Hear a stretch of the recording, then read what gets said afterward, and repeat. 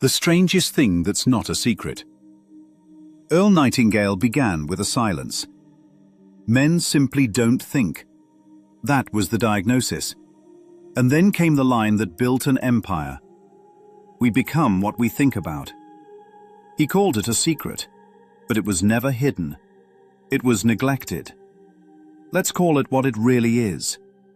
The strangest thing that's not a secret is that human beings are always planting mental seeds and always harvesting them, whether consciously or not. Not occasionally, not spiritually, not metaphorically, always.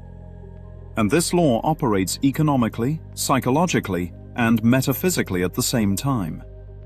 First, the economic layer. Money is a yardstick of service. Value flows towards usefulness. If the inner world is dominated by confusion, resentment, fear, or vague ambition, that same vagueness leaks into behavior. Behavior leaks into service. Service leaks into income. You cannot plant indecision and harvest precision. You cannot plant envy and harvest contribution. You cannot plant I hope and harvest I built. The soil does not argue. The market does not argue. They respond.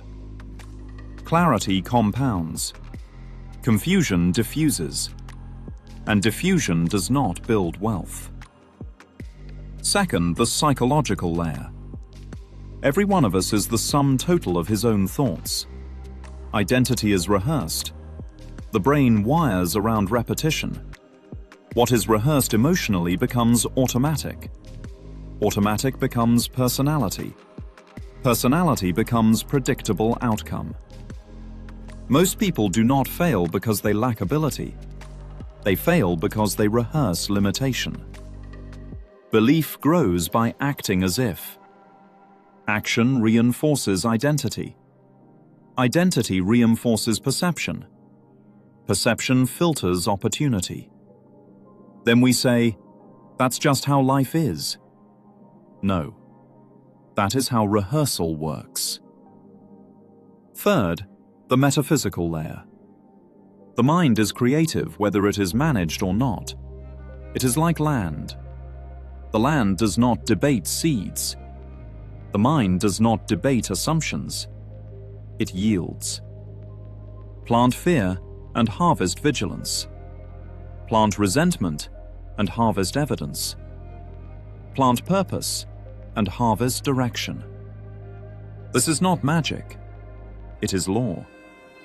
Attention pulls life into form. You are never neutral. You are always sowing. Even indecision is a seed. Even drifting is a direction. A ship with coordinates arrives. A ship without coordinates drifts. Drifting feels safe. Drifting earns average. Drifting is unconscious creation. Conformity is outsourced thinking. Outsourced thinking produces inherited outcomes.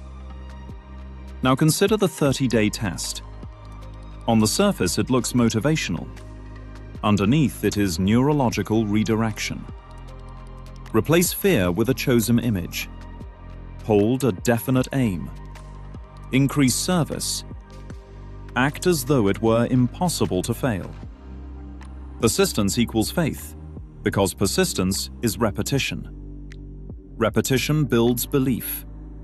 Belief stabilizes action. Action stabilizes identity. Identity stabilizes results. Consider the furnace principle. Fuel precedes fire. Service precedes income. Focus precedes opportunity. Contribution precedes expansion. Life does not respond to wishes. It responds to dominant thought patterns expressed in consistent action. That is economic. That is psychological. That is metaphysical. And it works in both directions. The same law that builds abundance builds ruin. The soil does not judge. It multiplies.